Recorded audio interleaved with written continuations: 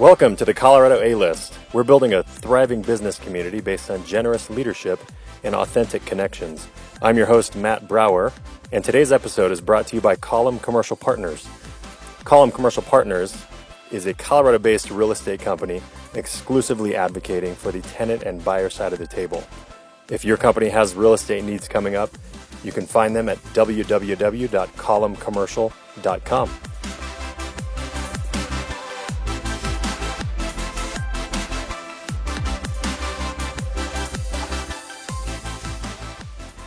Hey guys, welcome to the show. Today's episode, we have a very special guest, Colorado entrepreneur, the founder of TRELORA. He's involved in the Colorado Thought Leaders Forum.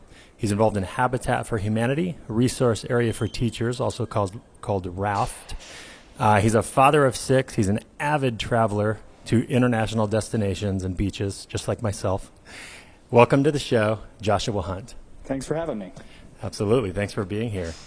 So, Joshua, you and I met a few months back, introduced through a mutual friend, and we spent the 2 hours together in the most riveting conversation. It was very interesting and inspiring for me to hear your story. I want to get more of that on this show so that the listeners can kind of hear about you, your past, and kind of what drives you as well. Why don't you start by maybe something I'm passionate about. Where's the coolest place you've traveled recently? I was in Costa Rica at the beginning of the year. I went for a week and ended up staying for 20 days. So it's definitely a place I could live. Wow. What part of Costa Rica? I was in Tamarindo. Ooh, yeah, I've driven through there. It's pretty interesting. They don't have a military there. And so their whole mantra is pura vida, pure life, and so you don't see cops and guns, and you don't see any of that anywhere around, and it's a pretty chill place. Wow. And very inexpensive to live there. Yeah, I have actually have a friend years ago. He kind of retired from his life here, moved down there, he signed a 20-year lease on a little hotel on a beach that was dormant, and he brought it back up to operation and kind of runs that now. He's living it up. Well, I have a friend out there who did the same. He actually purchased a resort, and it's called Rhythmia, and it's a health and wellness life advancement center, and they take you through a lot of really cool experiences out there. It's truly a life-changing thing. So if you're into plant medicine or anything like that, it's pretty extraordinary. I went out and I did ayahuasca. Oh, nice. For 8 days, and it was truly game-changing. How long ago was that? January. Okay. Most of January I was there. Nice. Yeah. What's the name of the facility again? Rhythmia.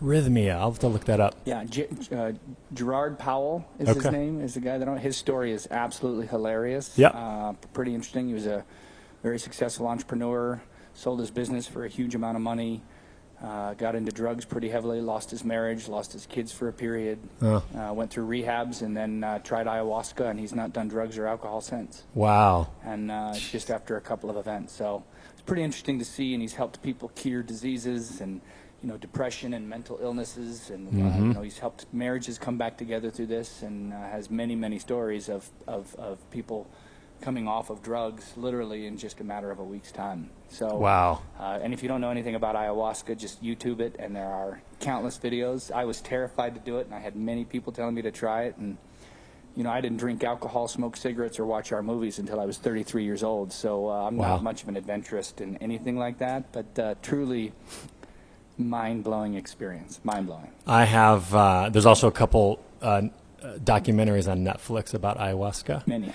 I can't remember the names of them right now, but yeah, if you just search, fascinating. I'm a big supporter, believer in plant medicine, and I think the fact that we just decriminalized psilocybin mushrooms here, I think a lot of people are starting to realize the healing effects of these types of things. Well, I think people need to know the psilocybin legalization or decriminalization. I don't think psilocybin or plant medicine should ever be recreational like marijuana, and I think that's the big fear. I definitely think, his facility has doctors and nurses and highly trained shamans and everybody, and so it can be, I don't want to say dangerous, but if used incorrectly, it can definitely cause harm. So when you're around professionals during your entire use of it. It's pretty cool. Yeah, it's not. There needs to be intentionality behind it. It's kind of what you're saying. Yeah. Yes. Yep. I wholeheartedly agree. Yeah. So, so speaking of, you had mentioned, that your friend sold his company for a large amount of money. Yep. Great parlay into kind of part of your personal story. Sure. So you founded TRELORA, which was about 8 years ago? 7.5, almost 8 years ago. Okay. Yep. So I wanted to just kind of hear, I want the listeners to hear what you were doing prior to that and how you came to build a company that essentially disrupted the entire residential real estate industry. And there's a lot of companies now that have followed suit, like Zillow, Redfin, a lot of these kind of tech-related real estate companies. I think that you were the kind of first to do that. Sure. Can you talk about that? It's funny. So I dropped out of high school the second week of my 10th grade year. And after dropping out, I'd been working and had little businesses and pretty successful. And I realized that school was holding me back from building business and making money. And so shortly after I dropped out of high school, I met a gal and we got married. And her parents were absolutely devastated that I was the man she chose. You never want your daughter to marry a dropout of high school who's got dreadlocks and tattoos. You had dreadlocks? Yes, and congratulations to you. I'm your new son. Now, keep in mind, at the same time, I didn't swear, I didn't watch our movies, and I didn't drink alcohol. So I was very religious at the time, but I was also pretty on the wild side of like living fully in whatever I could without, going against what I believed. Right. And so every time we'd see her parents, they'd give me ideas of what I could maybe do for a living, or maybe I should, go back to high school, or maybe I should, try and do something, go to a tech school.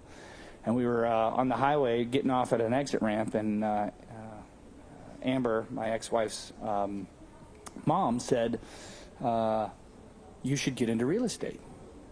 And so I was so uneducated at the time, at 19 years old, I didn't know what real estate was. So she had to explain to me that it was houses, and that's how people sold it. And we pulled up to a bench, and there was a real estate agent who was marketing on that bus bench.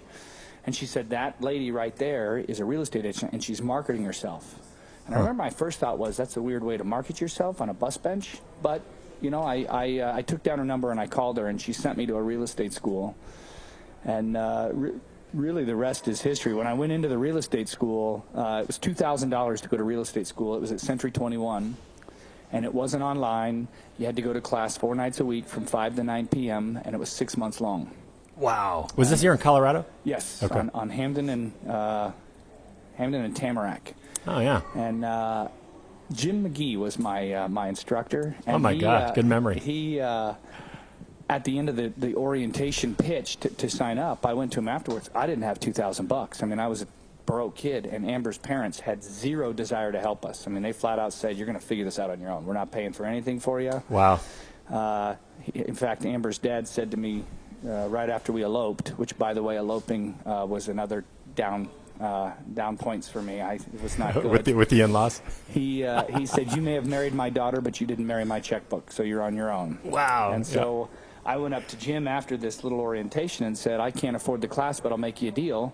I'll give you my first 2 commission checks if you let me come into the class for free. And he laughed at me and he said, 90% of the people who go through this class will never sell a house, so this isn't a win-win for me. I said, you rest assured, sir, I will sell a house. And so he struck the deal with me and said, no problem. Oh, my gosh. So I got into real estate school with no money. And about halfway through, he was pretty, I don't want to say negative. At the time it felt negative. Now it's realistic. He said, most of you will fail. Yeah. Most of you will not sell a house. And for those of you who do, it won't be for the first 6 to 12 months. And every time he would say that, he would look at me. And so I went to him. And wow. So, I'm connecting with people telling them I'm going to be a real estate agent. And all of a sudden, I start to collect people that said they'll buy a house from me. And so I went to him after one of the classes, after he was saying, basically, you're all doomed for failure and none of you are going to sell a house very fast. I said, I'll make you another deal.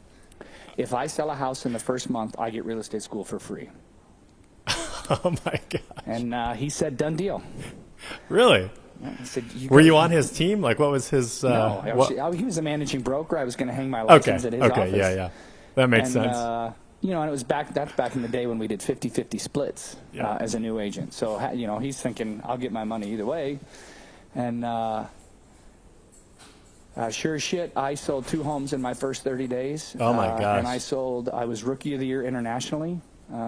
With Century 21? Well, I only did 4 deals at Century 21, and then I left Century 21, and I went to Remax. Okay. So Remax tagged me as the Rookie of the Year clear back Nationally. in 1996, I believe. 6 or 7. 1996 or 7. Were they the largest residential real They were estate the firm back largest then, brokerage. too? Yeah, they were Oh, huge my back God. then. I mean, that's, Way to 25, go. 30 years after Lineker had done his magic of creating the company.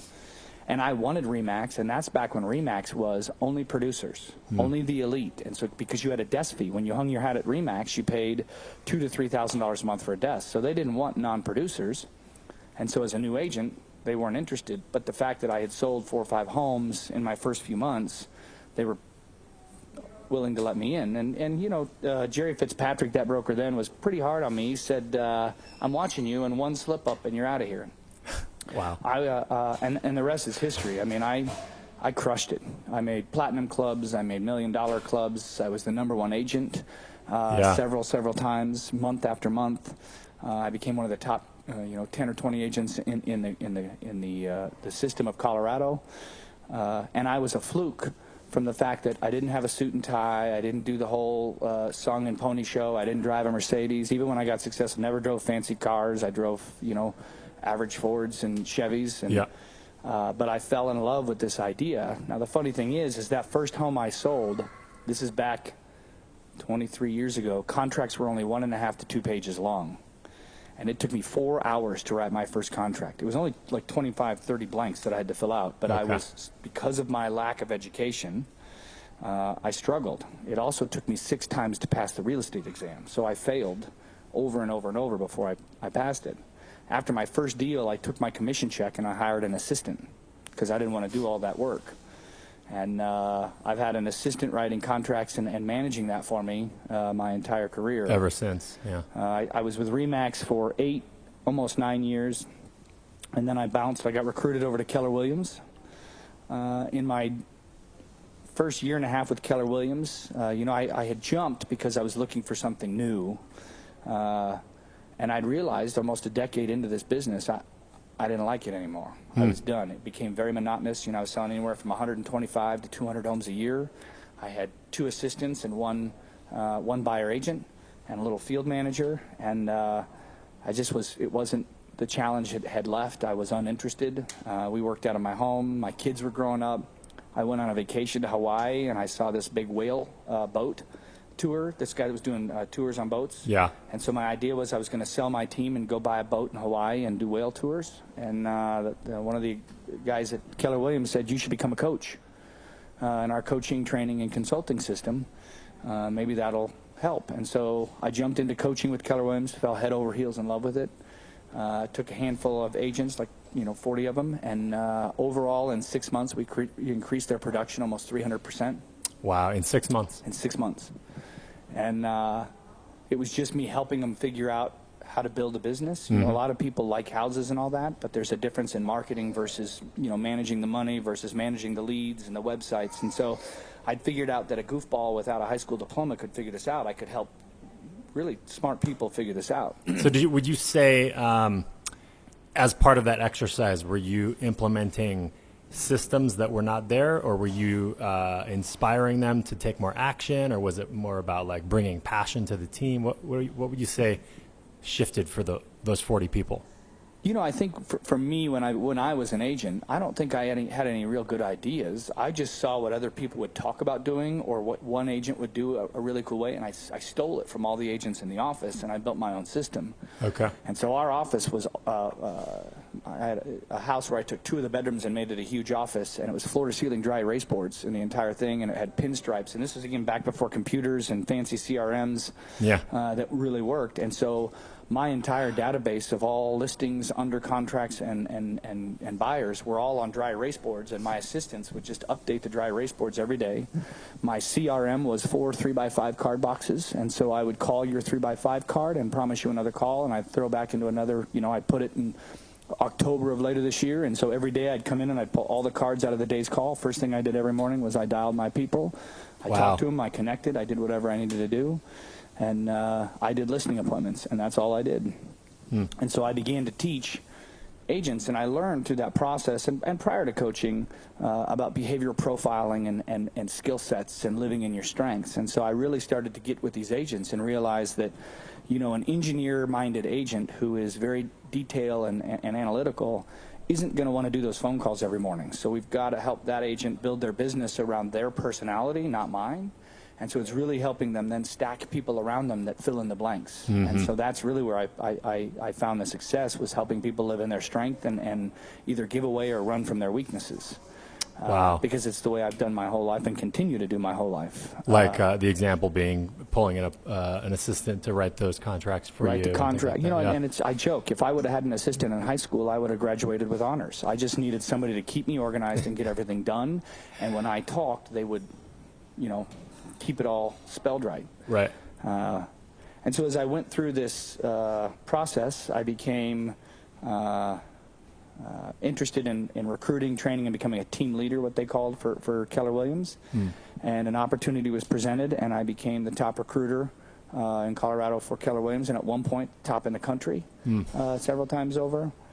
And just through that journey, it was, you know, I joke, I really wasn't that good of a recruiter, but when you're a top agent and you look across a, you know, a coffee table at somebody and say, I'll help you make the business the way I did, they come because they're interested. And so, but through that process, I had an opportunity to take over some offices in Charleston, South Carolina.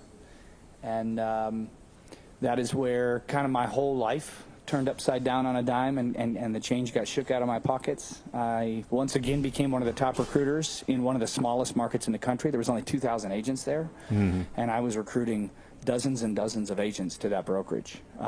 In fact, I was called the real estate tycoon from Denver at one point in Charleston. You're kidding. And it was, you know, it was a silly little thing, and but through that, here I was yet again getting some silly plaque, some trophy, some recognition for how I'd accomplished something, but I myself internally was struggling. I was not happy. Internally, I knew why, but my mind wouldn't allow me to ever go there. I grew up in the church and knew very early on that I was gay. When my wife and I met, when we were dating, the reason I proposed to her is I shared with her that I was attracted to men. She said that didn't scare me away.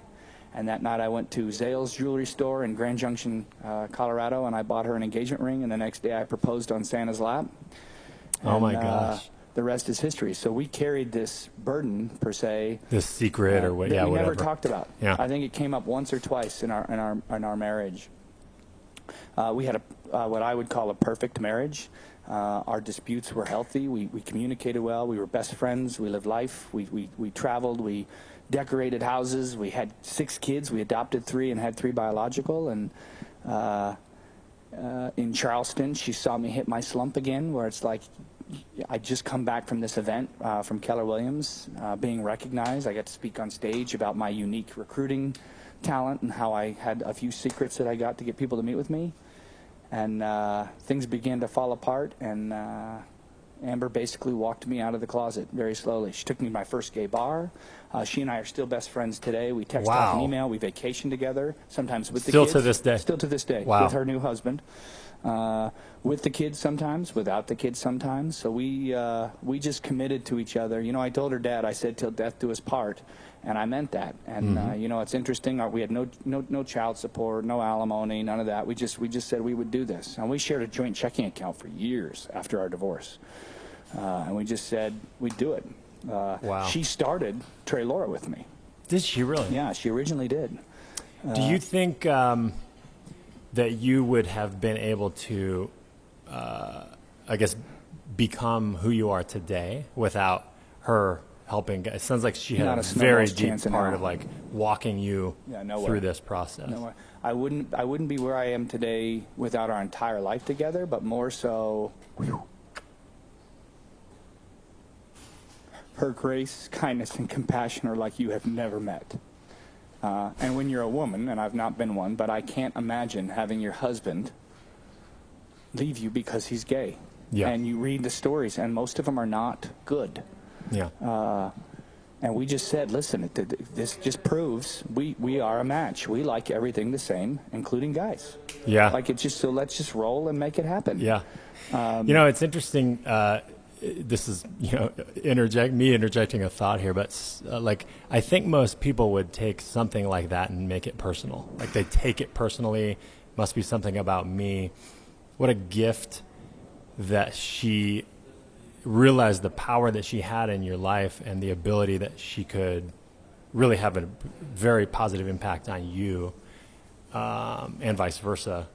And it's just part of, you guys came together, you created this journey together, and I mean, it continues, but yeah, it's a very critical part of both your lives. Well, it's interesting because I was in Charleston, South Carolina, succeeding, helping this franchise turn around, and it was amazing. It was ridiculous how easy it was to go out there and recruit, and I couldn't believe it. It was way easier. And Wow. When we had faced this reality that, oh crap, like this is it, we're gonna sink. Amber loved Charleston.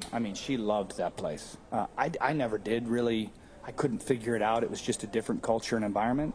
But we went to the business partners to let them know we were going to be divorcing and why. And it was shortly thereafter that they asked me to go back to Colorado. So if I would make any suggestion for anybody, don't go to the South to come out of the closet. I probably should have stayed in Denver because it would have been no big deal. Yeah, I could see how that would have been and impactful. So I parted ways from Keller Williams. We came back to Colorado. Yeah. When we came back in the middle of our divorce, we moved into the same house with 2 master bedrooms. We lived together for a year because we were committed to make this easy for the kids. Yeah. And I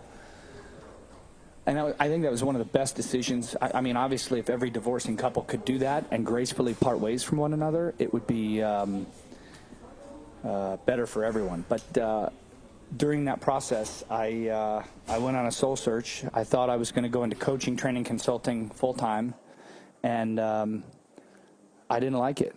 It was unfulfilling. I had a bunch of agents that had hired me. I was making money, but it was just these phone calls. It just seemed like I was not doing what I wanted. Yeah. And so I started to look at opportunities, and I hadn't sold houses now for a couple of years because I was recruiting and training and all that. And I woke up one day and said, you know what, I'm just going to go back and sell houses. And so Amber and I fired up our little real estate team again. And, she worked with me in the first season of life because we had 6 kids, 3 dogs, 2 fish, and a turtle. Oh, my gosh. She didn't have time to work. Full house. Because she was actually doing the real work. I was just goofing around doing this house thing, and she was raising 6 kids. And, right. We worked in the same home, but we decided to start this real estate team again. And I went on a listing appointment, and I got it. And back in the day, my listing fee was 6.5%, not negotiable. Right. When I was charging 6.5%, a seller would look across the table at me and say, is that fee negotiable? And I'd say, yes. If at the end you think I'm worth 7%, we can bump that right up. And that was my pitch. And so I walked into this house, $1 million home, pitched them 6.5%, and bam, they agreed to it. Wow. And I walked home and I told Amber, I said, this is bullshit. Yeah. These people are going to pay me 6.5%. And I'm not going to do anything special. I'm going to punch a sign in the yard. I'm going to take some pictures. I'm going to do some marketing. I'm going to, manage their contracts, everything I've always done. Well, why would they pay $65,000 for that? I was a little bitter at Keller Williams, and not international because it's a franchise. It was just the partners. Keller Williams as a whole is an amazing company. I argue the best cultured company in the industry. Wow. What they built is you can't compete with it. You Wow. cannot. Yeah. It's just this team in the South that you interacted with. It's called torturous interference. An international corporation can't get involved with franchise disputes, and so they couldn't help me. And they kept saying, "Come back to Keller Williams." And but I then kind of just sat around for a couple days thinking, and the idea hit me. I'm going to start my own company, and I'm not going to rip people off because here's the reality. If a dropout of high school who can't spell spaghetti and didn't know the difference between an adjective and a noun can make millions of dollars selling houses, something's very wrong. This is not because I was good with people or I loved people, and I could put a sign in the yard and hire staff to do all the what I would call, the real work. It didn't make sense to me, and so I started a company called Joshua Tree Realty. on October 16th of 2011. Is the day we got our stamp from the Department of Regulatory Agencies at the Real Estate Commission. My initial fee for listing was $1,700. Oh my gosh. It was $500 up front, $1,200 at the closing, and full service. That's how you structured the commission on every deal on all listings. Okay. No, I didn't care how much your house was worth. Yeah. $1,700, $500 up front, $1,200 at the closing.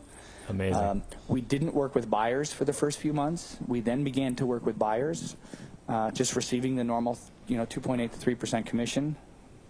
And let's see, it was June of 2012.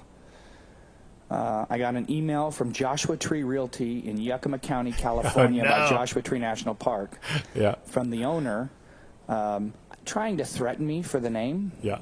And so we went back and forth in these ridiculous emails, and I finally called a trademark attorney, and he said this: Joshua, I hate to break it to you, you're both acting like idiots. Neither one of you can trademark this name, and both of you can use it. And there's nothing either one of you can do about it, because you can't trademark the word Joshua Tree. Okay. And so my advice to you is either give it up and just share the name with him, or rename your company. You're only 7 months old. Now's probably the best time to do it. You're not heavily invested. At the time, I felt like I was heavily invested in Joshua Tree Realty. He said, if you can find a name where the .com is available at 7 letters or less, it's got a 95% chance of being trademarkable. And so we sat around as a team trying to come up with a name, and really struggled. And so I finally shut the team down, and I said, what are we doing? What is the purpose of the business? And it was Amber who said, well, we're going to shake things up. We're fixing it. We're going to shake up the industry. And I said, what are we shaking up? And she said, real estate. And then everybody's realtors and all that. And we looked at the word realtor, and we started to jumble it. And so the word TRELORA is the same 7 letters of realtor jumbled up. And so our intention was, we're going to shake up real estate. Pretty aggressive move. Early on, we made a couple of videos with the word realtor, then getting jumbled up. We got cease and desist from the National Association of Realtors. I mean, this was early. This was 2012, where we weren't disruptive. But in the same time, we got the company renamed. I think it was towards the middle of June now that I realized we're hypocrites. We're charging a discount fee on the listing, but we're running around taking 3% on arguably the easiest part of the transaction, which is being a buyer's agent. The buy side. Okay. A monkey's uncle can open a lockbox and walk in the kitchen and tell somebody that's a kitchen. The contracts are state mandated in most states in the country. Yeah. There's not a lot of creativity you get. And we in the industry have created this animosity between a buyer and seller. We have convinced the consumer that a buyer should never talk to a seller. It's dangerous. It's risky. You could lose money. It's not advantageous for the deal. Candidly, that's absolute bullshit. This is how we protect our 6%, is installing fear into the minds of a buyer and seller that communicating with one another is dangerous. Wow. When arguably I think of every deal that I'd done in my career where the buyer and seller talked, my job was a cakewalk. And so why would we stop this free communication? And so from that day, we raised our price on the listing side to $2,200, because all of a sudden I had this big revenue from buyers. I was going to lose it. So I really had to get with some people and figure out what is a good financial model. We bounced listings to $2,200, and we pushed the buyer agent fee to $3,000. And our justification on the higher buyer agent fee was just the cost of fuel and driving around constantly and some of those things. Right.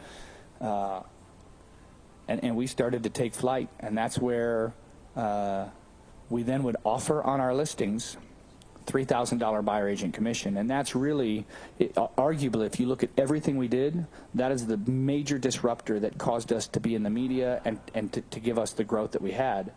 Was not that we were only receiving or charging $3,000, it's that other agents with other brokerages, when they bought our listings, would only get $3,000. Right, as opposed to their normal 2.8%. What they would call standard or traditional or required or mandated, all illegal phrases. And so as we went through this little journey of discovering how to do this was back in 2012. The MLS here in Colorado, in Denver, the commission fields that only brokers see, there was 2 fields, buyer agent and transaction broker, and the only thing you could put in those fields was percentages. And so we just started typing $3,000 instead of a percentage. Right.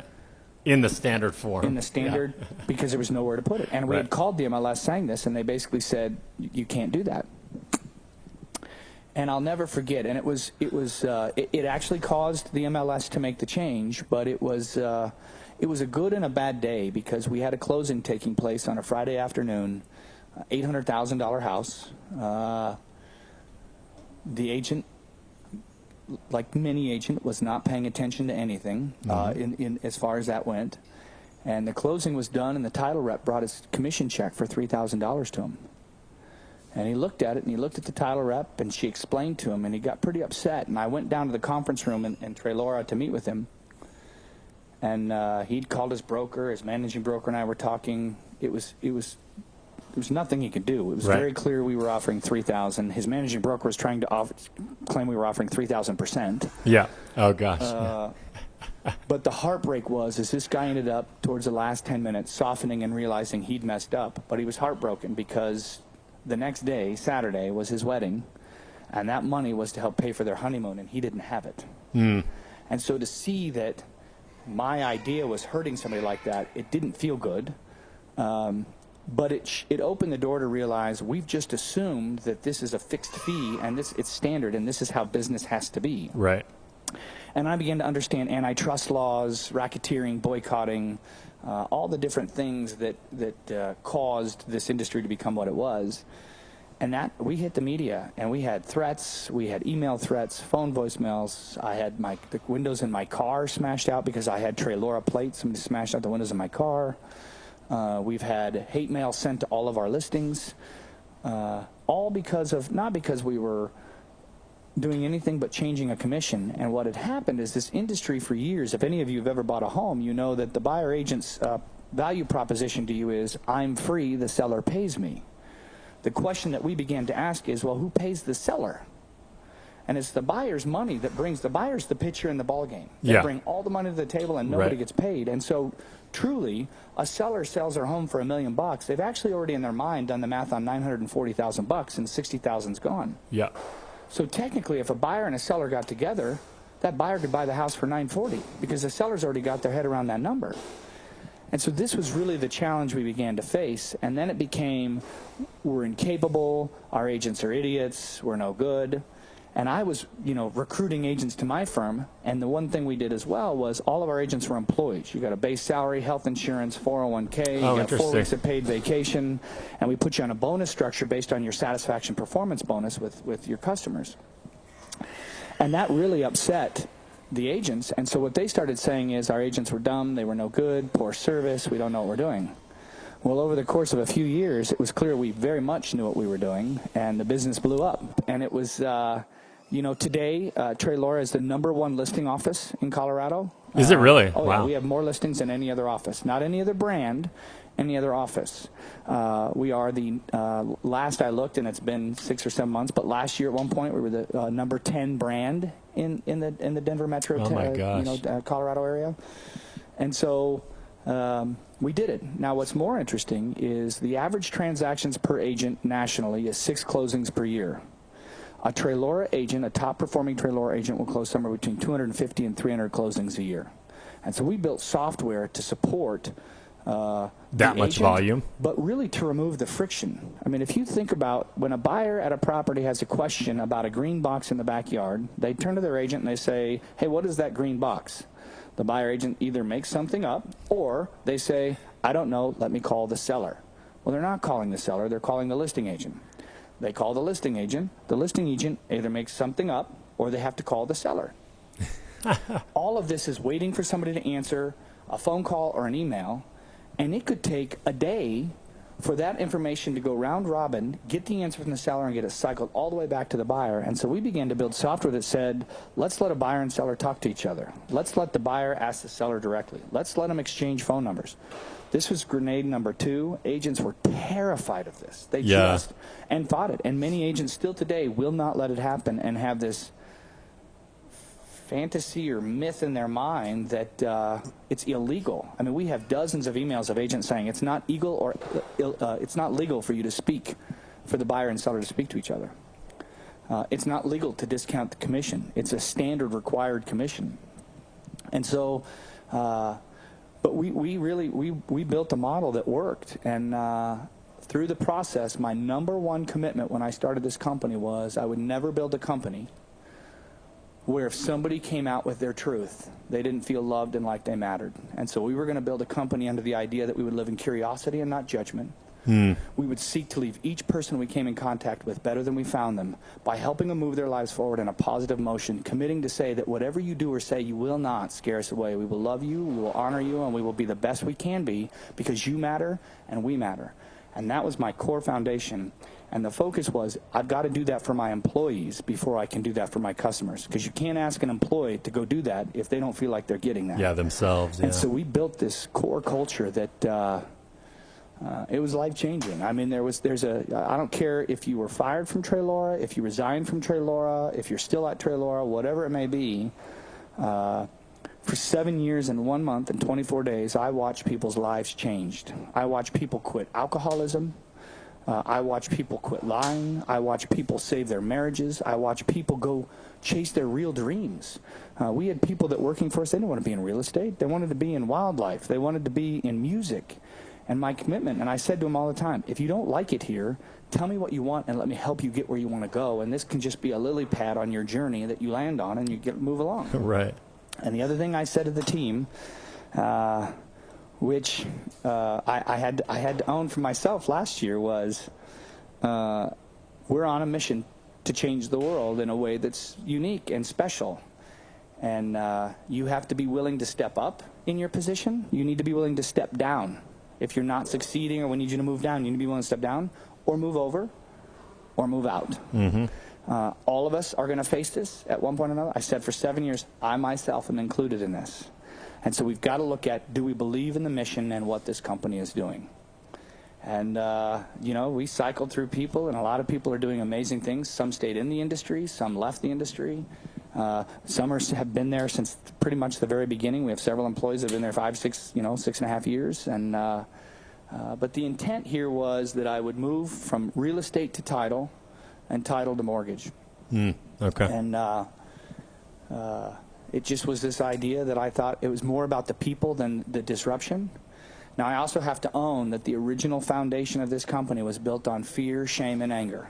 Because when you're dismissed for being who you are, there might even be recordings of me saying I will be at the front seat of the bankruptcy court of RE/MAX the day they go under because I'm taking them down. Wow. Same with Keller Williams, because I was wounded in those days and I didn't know how to put it all together. Over the first 2.5 years of the company, I realized who cares? We're going to go build the company.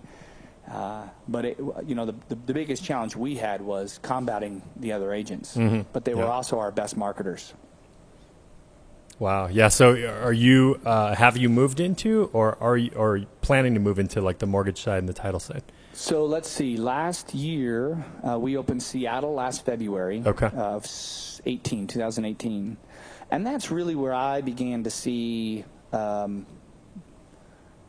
with the board and just some of the things. I had a pretty aggressive vision, and I think the board saw what we built was good enough. Let's go. Yeah. And so we opened Seattle, and I really thought Seattle was going to give me this new skip in my step and spit in my talk and fire me up to go chase the world, and it did quite the opposite. Seattle worked. Seattle still works. It's doing well. That's great. And I just really started to think about what was next. Title became a discussion, and we did open a title company on January 2nd, a month after I left. It is not a discount title company. It's your standard full-fee title company, but we do offer all the title services. And it's been very successful. I think some 90+% of our customers are using TRELORA Title. Nice. And, we have the savings. And there's been a few changes since I've left, but that's part of the reason I agreed to leave is I think I wore a warrior's hat for a very noble cause.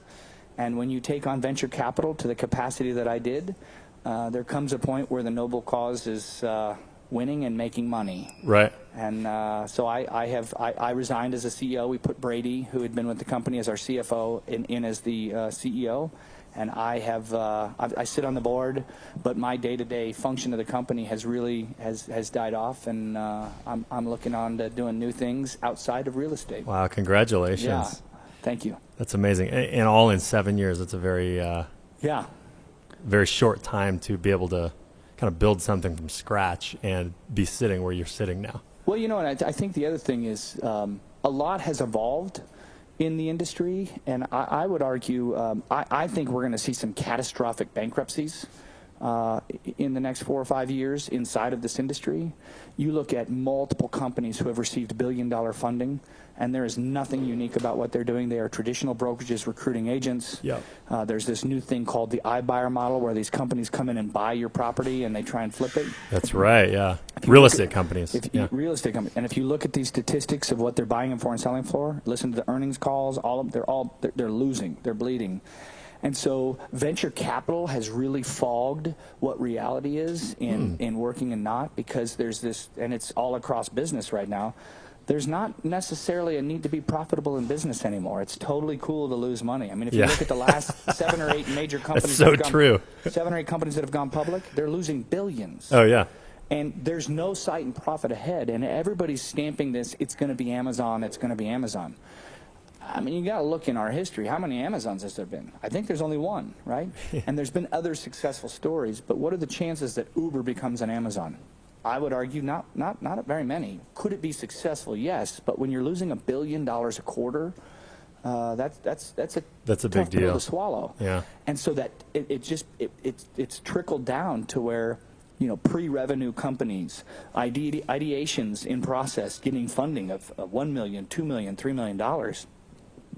I couldn't see how that would sustain, and I tried to always keep TRELORA at a place that if shit hit the fan, I could pull a lever and get to profitability overnight, and that's what we are today. I mean, we arguably don't need venture capital. Right. We're a profitable, sustainable business, and that's really the objective of. I think, and I may be crazy. I don't have a high school diploma, so I think businesses are supposed to be profitable. I think, yeah. And so that's the black number ideally at the bottom, not the red number at the bottom. Right. And so now, as a CEO, and this is part of the reason I lost interest, is the role more becomes about pleasing investors than pleasing customers. The role becomes more about how fast can you grow rather than how smart can you grow. And, I think when you look at, you got a dozen different companies that I could point out in the industry that if I was a betting man, it's going to be catastrophic. Yeah. God, there's so much talk in the business community about what's the next shoe to drop, or we're sitting on a bubble, when's it going to burst and what's going to cause it. And I have to, nobody knows, obviously, and when's the next recession coming or whatever. But, God, it would not surprise me if it's somewhere in the realm of what you're talking about. Well, and these are rough statistics, but if you look at 1998 and 1999, 80% of the companies that went public in those years were not profitable. Right now, we're going to hit 98 to 99% of the companies that go public this year will not be profitable. Oh, my gosh. If you go back to those days, it was 69 or 70%-ish of the companies on the public market were profitable. Yeah. Today, if you Google it, what percentage of companies are profitable on the public market? The last article I read said 38%. 38%. And so if you think about just some of these dangers that we're facing, yes, the stock market's up. Yes, things are going in the right direction, it feels like. But, I mean, how many multiple offer properties can continue to go on? How far can we continue to take this before we look around and realize? And even right now, I mean, in the last year, the market has significantly slowed. I mean, it is a very different market. Yeah. Yes, there are certain neighborhoods where houses sell in 6 or 7 minutes, but the market's changed. Yeah. And so it will be, the next 4 or 5 years will be fun to watch. I think we're living in a cool time in history, whether it goes up or we blow up as an economy or we keep booming. It's just an amazing time to watch how things are evolving and what the future holds. I mean, there's industries about to be created that none of us could even fathom. We have no clue what they would be. Right. But they're coming, and our kindergartners and first graders are going to champion and lead these companies. Wow. Yeah, that's true. I can hear one of them in the background right now. Right there, right? As a matter of fact. She could be our next CEO of an Amazon-like company. Exactly. Well, Joshua, I'm excited to see what's next for you. Speaking of the next, 5-6 years, I don't know if you have that. It sounds like you have several things in mind, maybe, but excited to watch what you do next. I have no doubt that whatever that is, you're going to be impactful, and it's going to be a passionate project for you. That's just kind of who you are in the world. So yeah, I hope so. That's kind of the hope here in the middle of all of it. That's great. It will not be in real estate. That's for sure. I think 24 years, and I'll say it's scary as the day is long to know that you don't have a diploma, to know that you don't have a resume that looks the part of what an executive or anything would be. I've never had a job per se. And now I'm walking away from the very thing that I was successful in, and I have to start from scratch. Wow. And I guess I don't have to, but I think I'm ready. I'm bored with real estate. I think the show is over. It was fun. Yeah. Brady and that team that he's building over there. It'll be interesting to see how they think about what has to be done. What fights did I fight? Do they give up on or say aren't worth it? And what fights do they fight that I said weren't worth it? So there's going to be a lot of things that evolve. But for me, I think it'll be far, far away from real estate. I'll live in a house, but that's about it. That's about it. Somewhere in the world. Somewhere in the world. Well, two personal questions for you really quick, Yeah. just because for anyone that's listening that knows Joshua or knows of Joshua, I'm sure many people that are listening do. You have a lot of tattoos. What was your very first tattoo? Very first tattoo was I was just turned 17, and I did a comedy tragedy mask on the back of my right shoulder blade, which has since been removed and now recovered. Oh, interesting. Covered up. Yeah. Yeah. And my second tattoo was a dolphin and my, at the time, fiance's name, Amber, and it is still on my leg today and will remain there forever. So, and what was the last one, the most recent one you got? the one on my foot. I did the Ankh and the Horus Eye on my foot in Costa Rica after my event. I got a tattoo in Costa Rica. Very And cool. I will, was this just in January? Just in January. Awesome. Yeah, and there's many more to come. Yeah. Why not? But Yeah, why when you see me in the city as a businessman, you would have no clue that I have any tattoos. I don't look like I would have tattoos. Right. I go to new cities. I was in D.C. speaking on behalf of the real estate industry a couple months ago, and it was hot. It was miserable. And I typically wear black pants, black shirt, and I'm doing this thing. But we're walking 5 or 6 blocks, and so not even thinking, I rolled up my sleeves. And the 4 guys in suits and ties and suspenders, I don't even own a tie. So the fact that I'm not in a tie, I'm already standing out, they were just troubled. And then the rest of the meetings, they just kept staring at my arms. And I don't think in judgment, just thinking totally just not curious what I about you. expected, right? Yeah. So, yeah. That's great. Well, it looks amazing, all your ink. So I'm. Well, I think in what's next for me, and even under this conversation, is everybody wakes up in the morning to leave out to the world, and they put on a mask. And beyond that mask is somebody with something. All of us. You have something, you have something. We have things going on, and we have realities that aren't appropriate to share, or we don't share. We have burdens that we carry. And we're not the way we look, right? Inside of each one of us is somebody who's longing to matter and make a difference and be a part of something bigger than ourselves. And if anything, if I could open the hearts and minds of all of us to live more in curiosity and not judgment, and truly do that in a way that's not just with our own perceived realities, but the ability to go around all the way around a subject and say, I understand, and be okay with not agreeing with something. And curiosity, I think, is the biggest thing that we need as individuals and as a nation right now, because we're definitely in tumultuous times, and the judgment coming from all directions is just extraordinary. And I think if we could just put that past us and say, I love you for who you are and where you stand, and nothing you do or say will scare me away. Wow. That's my heart for people. What a phenomenal way to cap this off. And just thank you so much for your vulnerability, sharing your personal story, a lot of it, very personal. The vision for this podcast is to build a thriving business community based in generous leadership and authentic connections. Thank you so much for your generous leadership today. And Absolutely. I look forward to I look forward to staying in touch and seeing what's next. Indeed, I'll be around. All right.